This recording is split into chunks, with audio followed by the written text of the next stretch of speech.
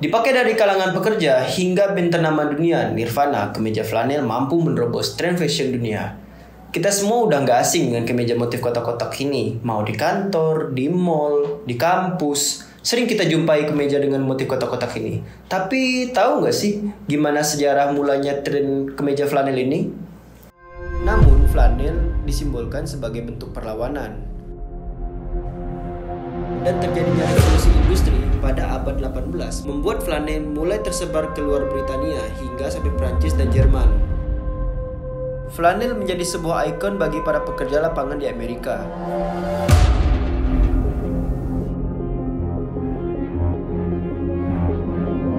Kemeja flanel lahir pada abad 17, tepat di daerah yang bernama Wales.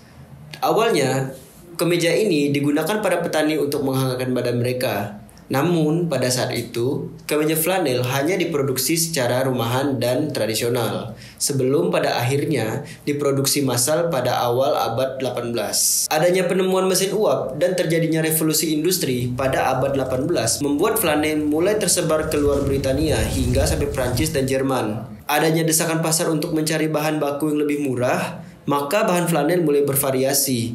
Awalnya berbahan wol, kini bervariasi mulai dari serat kapas, serat sintetis, hingga campuran sutra. Pada tahun 1889, Hamilton Carhart, sebagai pemilik brand Carhart yang terkenal pada saat ini, mulai memasukkan kemeja flanel di Amerika. Di sana, flanel ditujukan untuk para pekerja lapangan, khususnya mereka yang bekerja di pembangunan rel kereta api.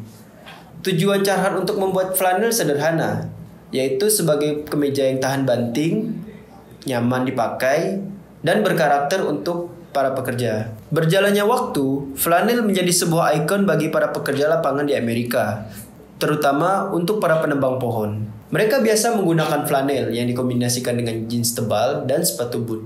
Namun, flanel disimbolkan sebagai bentuk perlawanan. Hal ini dipicu karena adanya Great Depression yang terjadi pasca Perang Dunia Pertama. Bahkan pada tahun 1939, Michigan membuat sebuah acara Red Flannel Day yang diadakan di setiap bulan September hingga awal bulan Oktober. Popularitas flanel semakin naik kala sebuah grup band The Beach Boys menggunakan kemeja flanel untuk cover album mereka di tahun 1963. Puncak kemasan flanel terjadi di kala penggawa band dari Nirvana, Kurt Cobain, menggunakan flanel di setiap acara pertunjukan band mereka.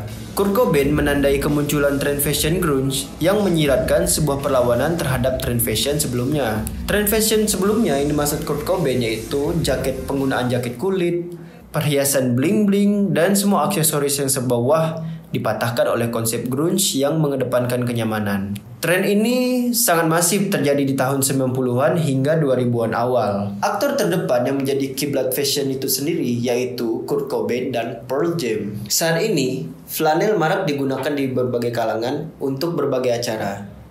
Baik itu mahasiswa maupun pekerja sudah akrab dengan kemeja ini. Flanel menjadi sebuah pilihan nyaman untuk berpergian.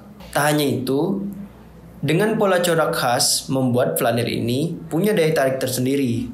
Flanel telah menemani di berbagai generasi, baik dari pekerja kelas bawah hingga mahasiswa yang sedang kuliah pada saat ini. Apabila ada pertanyaan, apakah yang masih abadi hingga saat kini? Mungkin jawaban saya adalah flanel. Kalau kalian sering pakai flanel gak sih? Dan kenapa kalian lebih pilih kemeja flanel daripada kemeja lain?